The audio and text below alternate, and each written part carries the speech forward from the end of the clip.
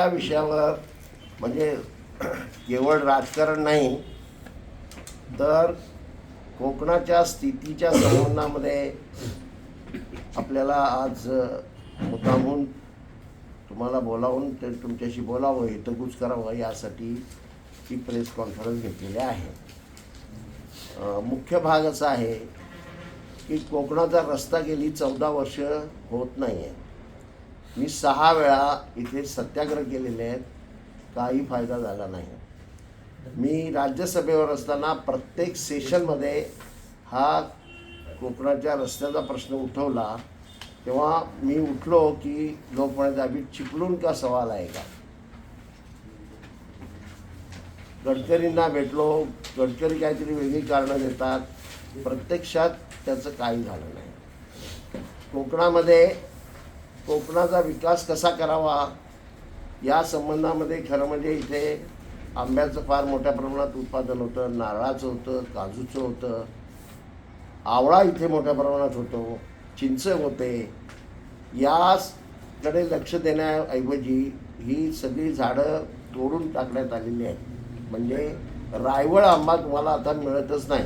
खरं म्हणजे त्याच्यामध्ये फार मोठ्या प्रमाणात व्हरायटी होती, ती सगळी संपलेली आहे. हां, हापूस आंब्याची झाडं लावलेली आहेत, पण तुमच्या माहितीसाठी सांगतो, हा हापूस आंबा फार कमी ठिकाणी एक्सपोर्ट केला जातो.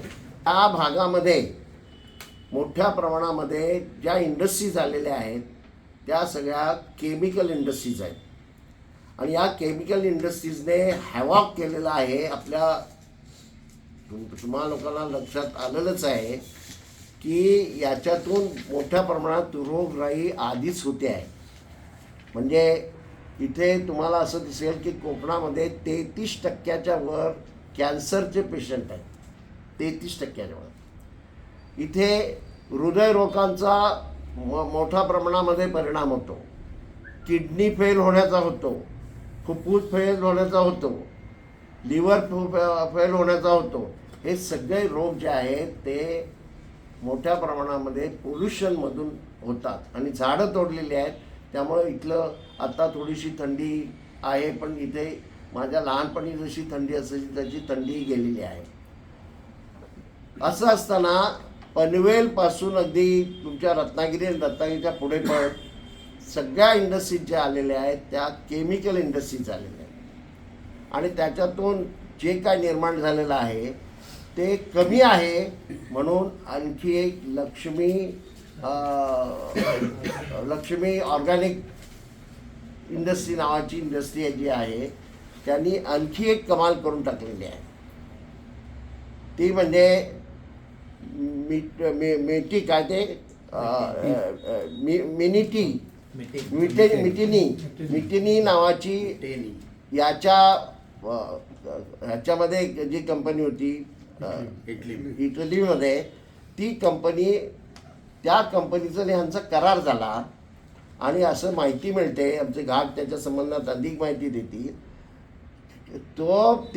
त्याच्यामध्ये आधीपासूनच ही लक्ष्मी कंपनी जी आहे, लक्ष्मी ऑर्गॅनिक, ही तिथे ब्रँच काढली गेली होती. आणि त्यांचा एक डायरेक्टर, ज्याचा उल्लेख मी केलेला आहे, एक डायरेक्टर त्या कंपनीवर आलेला आहे. म्हणजे या लक्ष्मी कंपनीवर 3 डायरेक्टर आहेत, त्याच्यातला एक डायरेक्टर तिथला आहे. आणि ती कंपनी तिथल्या सरकारने बंद केली, इटलीच्या सरकारने. याचं कारण असं की तिथे पोल्युशन ज्या प्रकारे झालं त्याच्यातून मोठ्या प्रमाणामध्ये माणसं ही पडली, दगावली, मोठ्या प्रमाणात त्यांना आजार निर्माण झाले. आणि याची चौकशी करताना त्यांच्या लक्षात आलं की त्या कंपनीच्या जे एक मटेरियल तयार करतात PFA, त्या PFAS हे जे मटेरियल आहे त्या मटेरियलचा ज्याच्या माणसांच्या आरोग्यावर फार भयानक परिणाम होतो आणि त्याच्यातून मरतात. आता ते इथे आणताना इथल्या सरकारने त्याला परमिशन कशी दिली हे गुलदस्तात आहे. खरं म्हणजे ही परमिशन द्यायला नको होती.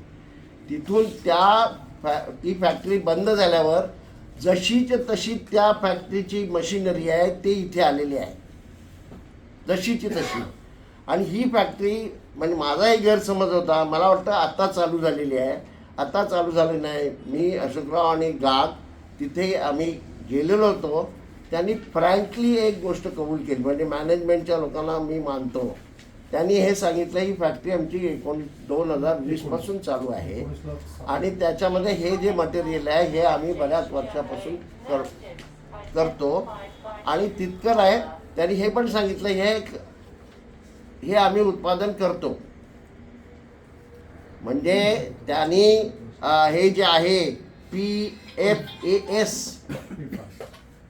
त्याला थोडक्यात असं म्हणतात की फॉरएव्हर, म्हणजे जे विनाश ज्याचं हे करता येत नाही, विघटन करता येत नाही, जे संपूर्ण घालवता येत नाही असं ते मटेरियल आहे. आणि ते मटेरियल जर माणसांच्या ह्याच्यामध्ये गेलं ते मोठ्या प्रमाणात जाण्याची गरज नाही. अगदी शून्यातल्या शून्य जरी गेलं तरी ते पुरे झालं. ह्याचं कारण असं, ते मटेरियल तुमच्या हृदयात गेलं, कशात गेलं की ते तुम्ही त्याच्यामध्ये जगू शकत नाही अशी स्थिती आहे. त्याच्यावर काही औषधं नाही. विशेष म्हणजे या मटेरियलचा धोका लक्षात घेऊन आंतरराष्ट्रीय पातळीवर याला अल्टरनेटिव्ह तयार करण्याची सायंटिस्ट मोठ्या प्रमाणात प्रयत्न करत आहेत. म्हणजे सगळ्यांनाही कळलेलं आहे जागतिक पातळीवर की हे मटेरियल भयानक आहे. असं आहे जे डिझॉल्वच होत नाही, ज्याचं विघटनच होत नाही, ते मटेरियल हे केव्हाही निसर्गाच्या विरोधातली ही गोष्ट आहे. ते जे वेस्ट आहे ते पाणी आम्ही टँकरमध्ये घालतो आणि तळोजाला नेतो. म्हणजे तळोजाला नेऊन त्याचं काय करतात माहिती नाही. ते असं होणं तर त्याचं बाष्पीकरण करतो, खूप त्याला हे देतो, हीट देतो आणि बाष्पीकरण करून ते पाणी संपतं. पण ते हे जे आहे PFASचं काय होतं, कारण ते डिझॉल्वच होत नाही. फार तर ते थोडंसं पातळ होत असेल, त्याचं काय करता तुम्ही, त्याला उत्तर त्यांना देता आलं नाही. म्हणजे हे हजार्डस आहे हेही ते मान्य करतात आणि हे डिझॉल्व होत नाही हेही ते मान्य करतात. आणि आमची ती जबाबदारी नाही असं ते झटकून टाकतात. आम्ही ते सगळं टँकरने तिकडे पाठवतो करा. आणि याच्या बाबतीत कसलेही कॉम्प्रोमाइज करण्याचा प्रश्न येत नाही. ही फॅक्टरी बंद करा आणि दुसऱ्या ज्या फॅक्टऱ्या आहेत त्याच्यामध्ये आणखी काही गोष्टी बाहेर आलेल्या आहेत की त्यांचं जे वेस्ट आहे ते वेस्ट खड्डे काढतात आणि त्याच्यात टाकतात. एक गोष्ट लक्षात घ्या, पाणी कुठेही थांबत नाही, ते वेगवेगळ्या ठिकाणी जातं. म्हणजे ज्या पद्धतीने सगळं चाललेलं आहे हे लोकांना मारण्याचा सगळा प्रकार आहे. मी एक गोष्ट तुम्हाला सांगतो, ही लोटे परशुरामची ही MIDC बनली त्याच्या अगोदर ह्या सगळ्या केमिकल फॅक्टरीचे मालक सांगलीला जाऊ इच्छित होते. तिथे ह्यांनी वसंतदादा पाटलांनी सांगितलं हे असलं भानगड माझ्याकडे नको आहे, तुम्ही ती कोकणात न्या. आणि तेव्हा इथे काय ही लोट परशुरामची ही झालेली नव्हती. मग म्हणून ते शोध घेऊन हे कोकणामध्ये आले. आणि वाशिष्ठी नदीचं मी तुम्हाला सांगतो, हे लिहिण्याची गरज नाही, माझ्या लहानपणी या वाशिष्ठी नदीमध्ये मी मासे पकडायचो, रात्रीचं पकडायचो, दिवसात आता फक्त तिथे सुसरी आहेत, मगरी आहेत, तिथे मध्ये अनेक ठिकाणी घडलेली आहे. तुमचं आम्ही 8 तारखेला 11 वाजता आम्ही तिथे मोर्चा काढणार आहोत. तुमच्या सर्व मित्रमंडळींना आम्ही आमचं आवाहन आहे की त्या मोर्चामध्ये सहभागी व्हा आणि कोकणाला वाचवण्याचा प्रयत्न करा. कोकणाला भकास करण्याचं चाललेलं आहे. या फॅक्टऱ्या सगळ्यात बरं हे सगळे इथे जे मालक वर्ग आहेत किंवा मॅनेजमेंटचे लोक आहेत ते इथलं पाणी पित नाही, हे लक्षात घ्या. ते इथलं पाणी पितच नाही, ते त्यांचं पाणी मुंबईतून येतं आणि त्या बाटल्या येतात, ते पित नाही. पण सर्वसामान्य माणूस आहे पाणी पितो. आणि तुमच्या सगळ्या विहिरी ज्या आहेत त्या विहिरींमध्ये हे सगळं पाझरतं आहे आणि जे आपल्याला नळाने येतं ते सुद्धा हे वाशिष्ठीचं पाणी आहे. हे लक्षात घेऊन ही लढाई आम्ही करू इच्छितो. याच्यामध्ये तुमचं